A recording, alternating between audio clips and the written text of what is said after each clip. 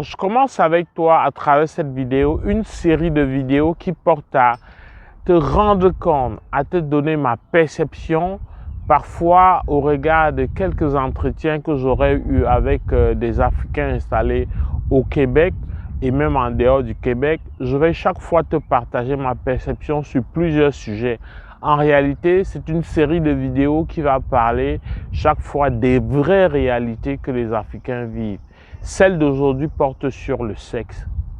Eh bien, c'est connu, hein, le sexe en Afrique, c'est une question taboue.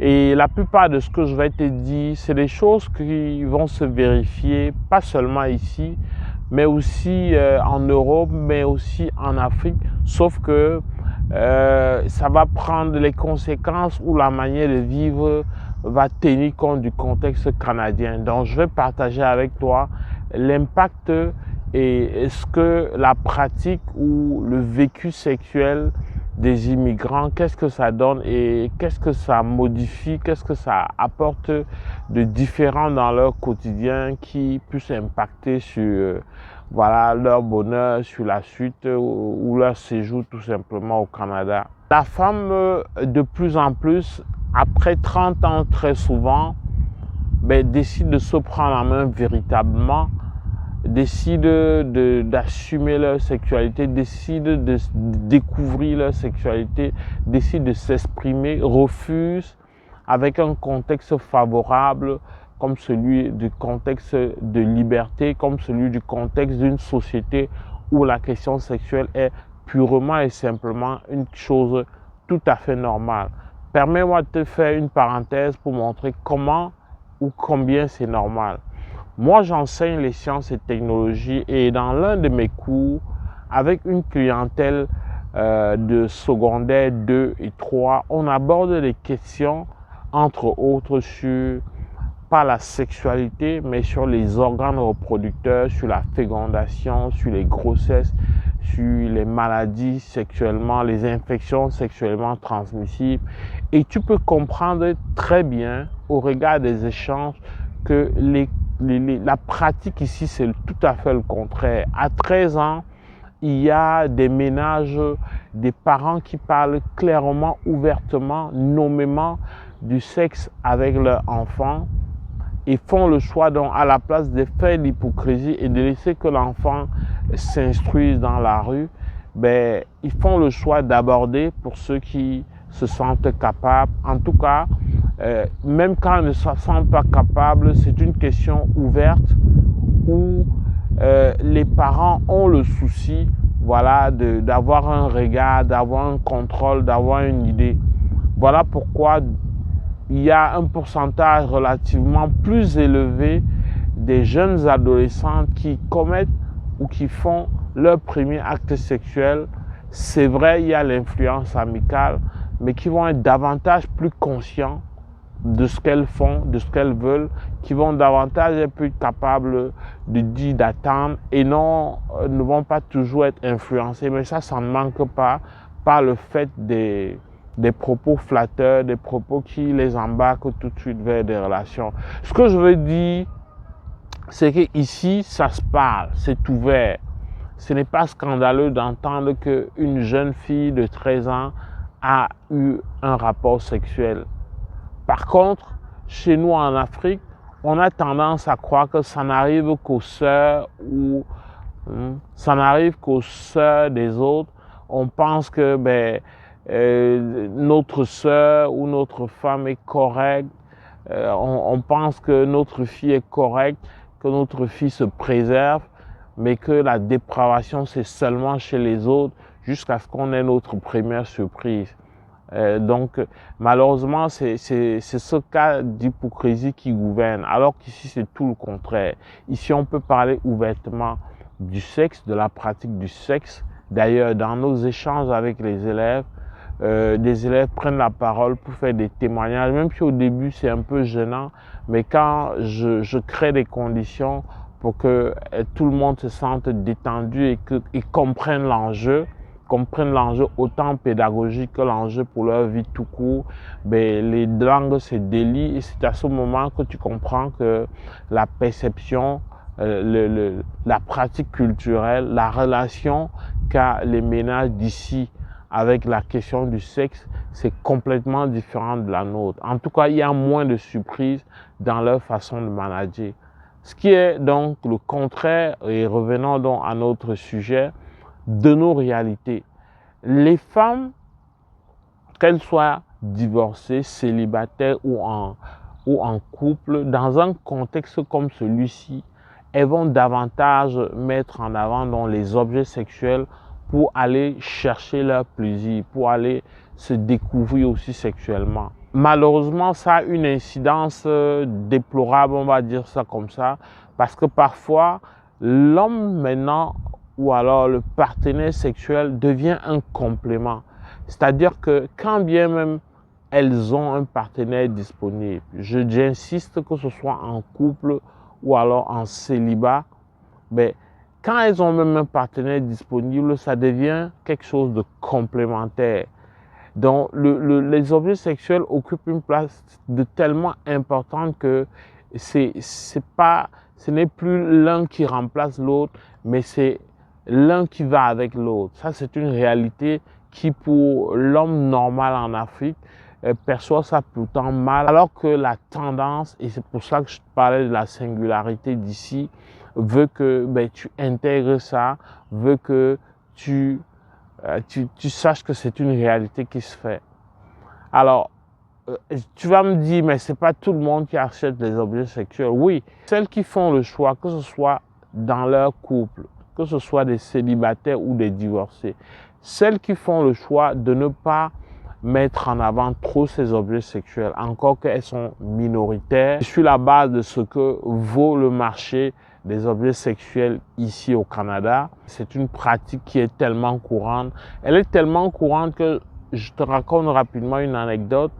C'est une émission radio très écoutée de bonne antenne de 10 heures où un camionneur raconte que dans un embouteillage sur un pont, eh bien, il y a carrément une femme qui, dans cet embouteillage-là, a fait le choix de connaître un orgasme en faisant usage de son objet. Le camionneur est un peu plus élevé là, puis elle est au volant, puis elle s'est mise ça et puis elle a pris son orgasme. Donc c'est dans le quotidien et c'est dans ce contexte que la femme africaine aussi va évoluer et va donc finir par se dire mais je prends en main parce qu'elle ne vit pas en vase clos. C'est parfois des collègues, c'est parfois des copines, c'est parfois des gens avec qui elle chemine pour X ou Y raison. En tout cas, de fil en aiguille, on finit par être au courant par quelqu'un qui est en contact. En tout cas, c'est une société où on est là et on finit par être au contact de cette information. Et dans les nôtres, que ce soit en ménage, que ce soit des célibataires, finissent par adopter ces pratiques et prennent leur plaisir. C'est pour ça que tu vas avoir, autant ici qu'en Afrique, plusieurs ne vont pas réclamer toujours le sexe. Attention, je ne parle pas de celles qui réclament pour un moment parce qu'elles veulent atteindre un but, un autre objectif. Je parle de réclamer de manière permanente, de temps en temps, vraiment, sans que ce ne soit inscrit dans une courte durée pour résoudre un problème. On connaît nos femmes, on connaît la femme africaine, mais elles ne vont pas le faire. C'est un indice que elles ont trouvé un moyen de se donner du plaisir. Parce que le faire, ça ne résout pas toujours leurs problèmes. Les hommes davantage vont de manière égoïste se mettre à l'aise alors qu'elle veut s'assumer, elle veut aussi connaître une sexualité normale. Donc du coup, c'est peine perdue. Donc il y en a qui font donc le choix de se contenter des pratiques comme ça, de masturbation, d'utilisation des objets. Mais il y en a qui vont se dire, ok, moi je vais me passer du sexe et je vais aller vers mon Dieu, je vais aller vers, voilà, je vais prier, puis je suis capable de vivre sans sexe. Il y en a qui vont se rabattre sur leur enfant et dire, ok, je m'occupe de mon enfant. Il y en a qui vont remplacer ça, essayer de remplacer ça par un travail, prendre plusieurs heures parce qu'il faut occuper son temps prendre du temps supplémentaire pour ne pas faire face voilà, à la solitude, ne pas faire face au vice, à ne pas faire face à l'oisiveté. Donc, ils vont faire ce choix-là. Sauf que quand tu fais ce choix-là, que ce soit aller à l'église pour remplacer ou alors t'occuper de tes enfants ou même faire un travail, il y a toujours un effet boomerang.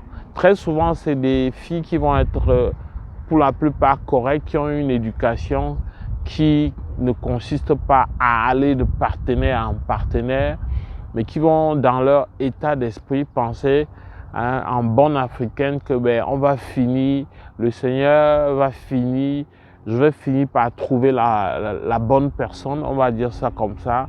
Et c'est là où l'arnaque amoureuse n'est pas loin, c'est là où les illusions ne sont pas éloignées. Ceci étant, il reste qu'il y a toujours une marge, il y a toujours des chances que leurs rêves soient assouvis, sauf que là, je m'occupe de la grande majorité qui finissent par se leurrer tout simplement. Donc la question du sexe est une question au centre du bonheur de la femme.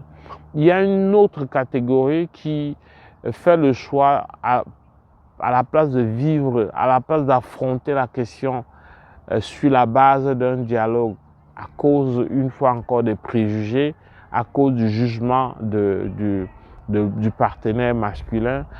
Il y en a qui vont faire le choix de se rabattre sur des réseaux sociaux, être à longueur de journée là-dessus, déverser leur frustration et tout simplement être triste. Et quand on pense qu'on est dans un pays où pendant 9 mois de l'année, il fait très froid, pendant 9 mois de l'année, les conditions nous rappellent tout le temps qu'on a une libido non assouvie, on a une libido qu'on essaye de tuer, c'est vraiment difficile.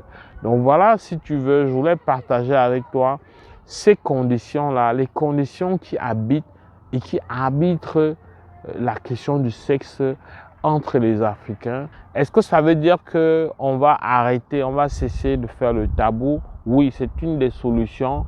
Si on fait le choix de dialoguer, c'est une bonne chose. Mais un dialogue, c'est deux personnes. Un dialogue, c'est avoir la chance d'avoir en face un partenaire qui est ouvert sur la question.